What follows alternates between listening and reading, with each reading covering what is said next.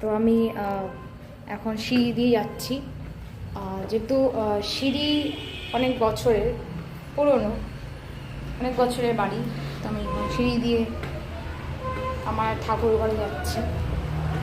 তো এখানে দেখাচ্ছি আমার ঠাকুর ঘরটা।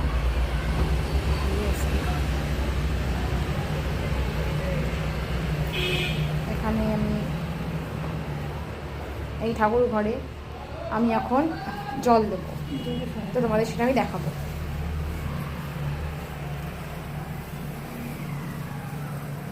তো এখন জল দেবো।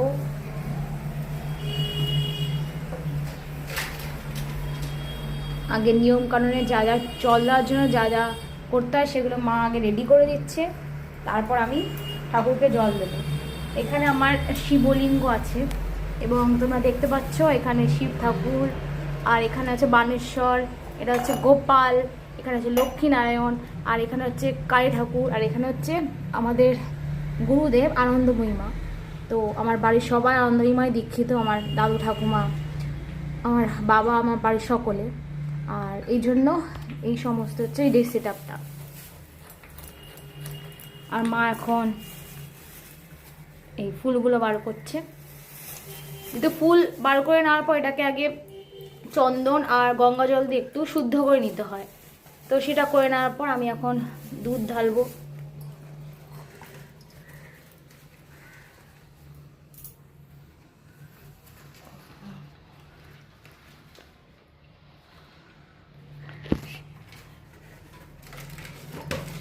এবার আমি আকন্দর মালাটা পরাবো।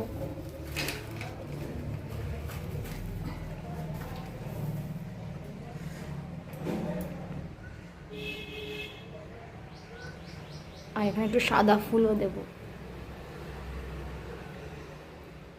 আর এখানে আমি বাতাসা দেব।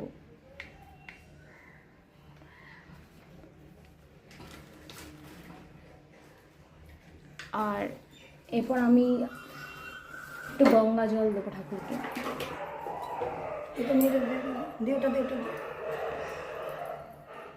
মা সব আমাকে সেট আপ করে দিচ্ছে।